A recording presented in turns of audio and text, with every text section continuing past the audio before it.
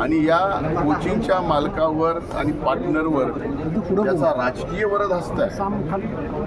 जे लोक बीड विधानसभा मतदारसंघाचे आमदार ते ह्यांनी मिळून केल्यानं कारस्थान. ज्या वेळेस हे पहिलं प्रकरण पुढे आलं त्यावेळेस अनेक पीडित कुटुंबातून आमचं नाव कुठंही पुढे येऊ देऊ नका, पण आम्ही सुद्धा यातले पीडित आहोत. अशा पद्धतीनं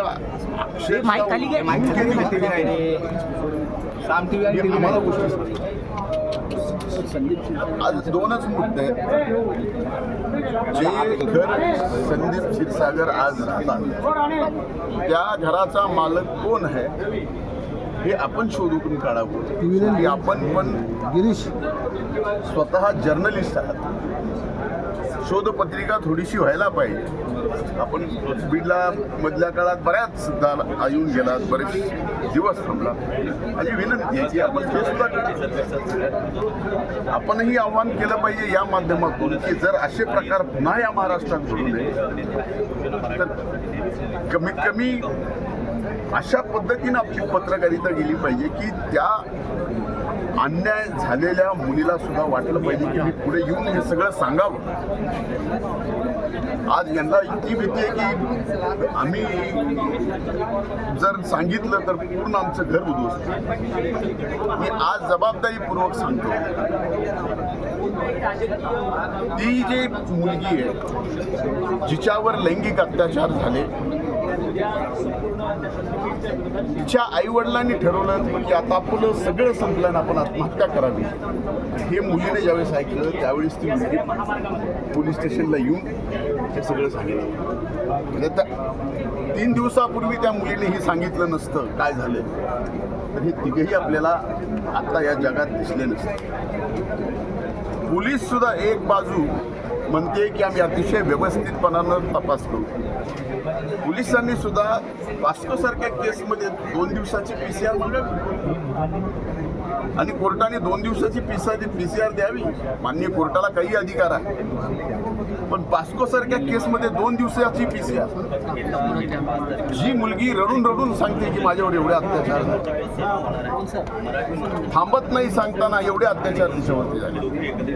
आणि आपण माध्यम म्हणून माझी विनंती आहे, आपल्या माध्यमातून मी आज आपल्यालाही विनंती करतोय की ज्या बीडच्या मुलींवर लैंगिक अत्याचार कोचिंग क्लासेसमध्ये झाले त्यांना न्याय मिळेपर्यंत तो लढा आपला सुद्धा आहे असं समजून आता लढावं लागेल. माननीय मुख्यमंत्र्यांची मी भेट घेतली. कालचा एकूण वृत्तांत त्यांना मी सांगितला. लिखित स्वरूपात माझं निवेदन दिलंय की यावर SIT नेमावी आणि एक महिला IPS ऑफिसरच्या अध्यक्षतेखाली ही SIT नेमून या प्रकरणात आणखीही बरेच धागेदोरे आहेत. किती वाजता कोण कुठं होतं, फोन कसे गेले, CDR चेक करणं इतपत आता ही तपास यंत्रणा राहिलेली नाही आहे. CDR प्लस IPDR चेक करावं लागते तर खरा गुन्हेगार आणि ह्याच्या गुन्हेगाराचे वरद असतं कोण हे लक्षात. त्याबाबत मी निवेदन दिलंय आणि त्यांनी सकारात्मक सांगितलंय की आपण नक्कीच SIT नेमू. आता माननीय उपमुख्यमंत्री मोदयांना सुद्धा अजितदादांना मी निवेदन दिलं. त्यांनीही SP मोदयांशी फोनवर बोलले.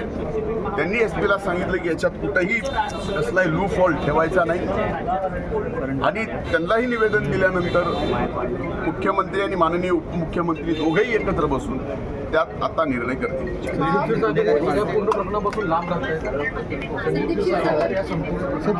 एक मिनिट, या प्रकरणापासून लांब राहू शकत नाही हे मी जबाबदारीपूर्वक बोलतो. राहुलजी, आपण मला अनेक वर्षापासून मला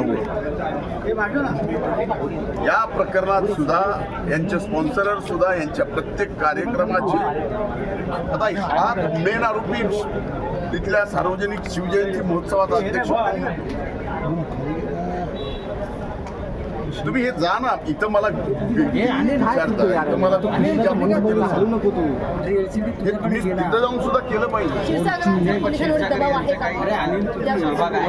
एक मिनिट, त्यांचा सहभाग आहेच. क्षीरसागराचा दबाव आहे का पोलिसांवर? आता एक लक्षात घ्या, पोलिसांवरती का दबाव आहे, कशामुळं या दबावाखाली येऊन पोलिसांचं काम करतात, याचं उत्तर मात्र माननीय मुख्यमंत्री देतील.